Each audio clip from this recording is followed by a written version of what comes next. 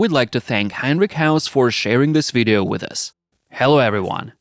I'm now standing in the live room at HERTZ Studio in Białystok, Poland. This is the place where all of the sample packs for HERTZ drums have been recorded so far, and will be recorded in the future. HERTZ Recording Studio is well known to metalheads all over the world. This is the place where Polish metal has been forged. Bands like Behemoth, Vader, Decapitated, and many more recorded their classic albums right here. And since I'm taking a deep dive into HERTZ drums, I just couldn't miss the chance to come here and have a chat with the creators of this plugin. So enjoy the show. Hi Wojtek, glad to be here. So we're in the live room at HERTZ Studio, and this is where HERTZ drums were recorded. So tell me, why concrete? The project for this studio was created by a US engineer with a lot of experience in this field. Among others, he designed Quad Studio in New York and have received a lot of awards. So he asked what we were going to record here. And our answer was mostly percussion and mostly rock and metal. So he was like, it gotta have punch. And this is why concrete. Concrete adds a lot of extra punch to the drums. So you must have put a lot of work into making the room breathe, so that it's neither too echoey nor too dampened. Yeah, that's a pretty interesting story.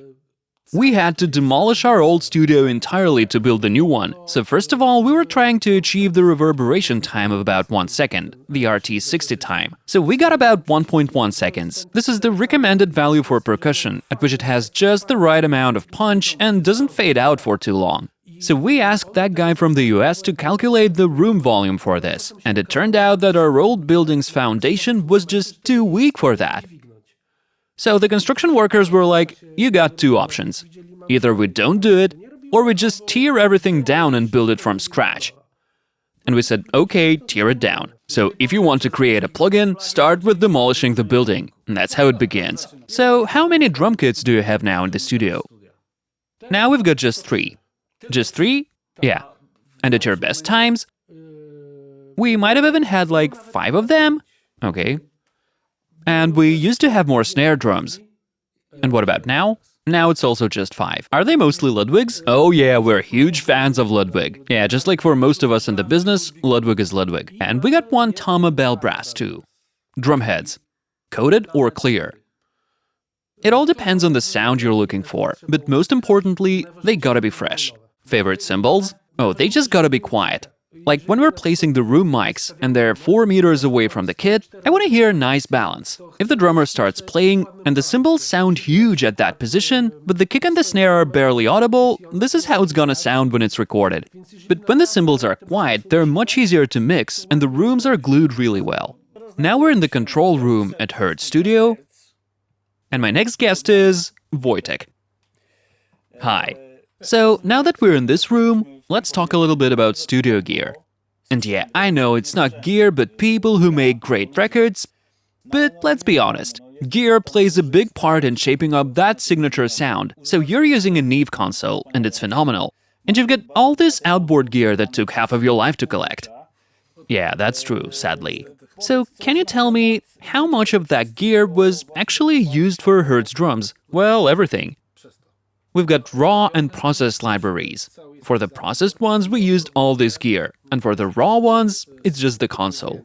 But the console itself adds a lot to the sound. Well, yeah, but I'm talking about extra processing, and sometimes it takes a lot of time. Like when you've got 5,000 overhead samples, and you want to add a bit of compression to them, you leave the console and the compressor on overnight, and all night it goes like doing its thing. So a few of your packs are already available on the market. So tell me, how much time does it normally take on average to prepare one such sample pack start to finish?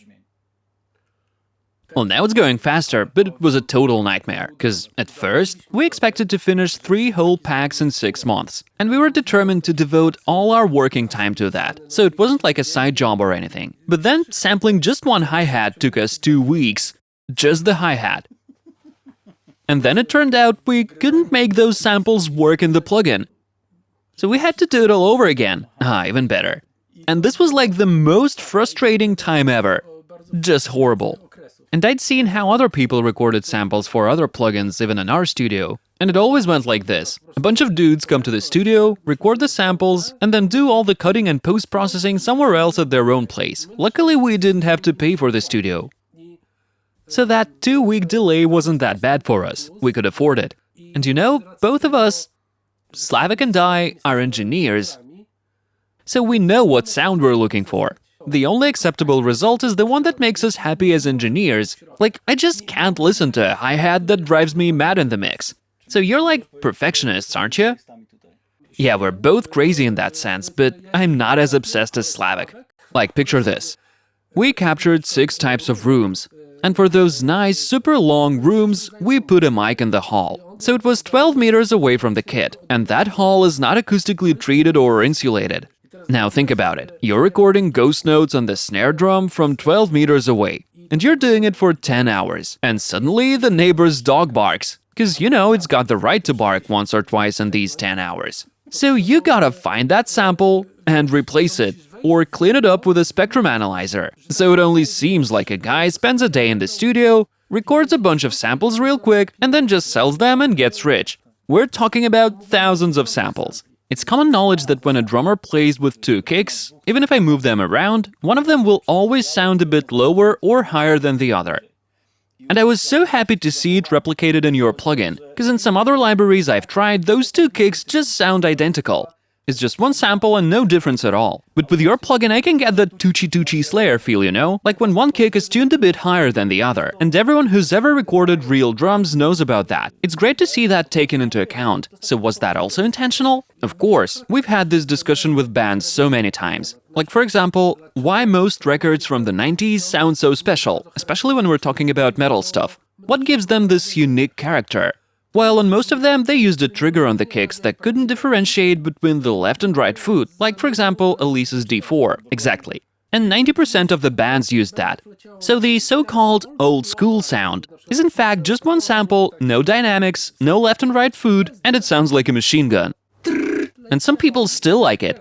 Yeah, it seemed like there was just one holy kick sample that every band was using at that time. Yeah, that's exactly what it was. But it's never like that with live drums. Even if you try really hard and tune the kicks the same way, there will still be some difference in sound between the 2 drums and between the drummer's feet. So we tried to replicate many of such nuances in the plugin. Even in the grooves. Like, have you ever noticed that when a drummer plays a hi-hat beat, like a normal beat with the hi-hat, and then starts playing it with the ride, the snare drum sound also changes, because his arms are no longer crossed, and his body position is different. So we're trying to take that into account too in our grooves, because that's the way it sounds.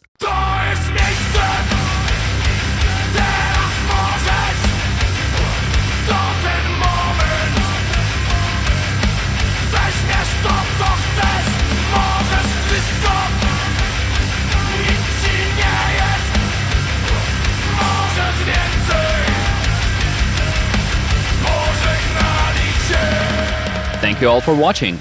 Don't forget to give this video a thumbs up and subscribe to the channel so you don't miss part 2 of this interview, where we discuss the subtleties of the recording process and have a brief chat with Dare, the drummer for Dimmu Borgir.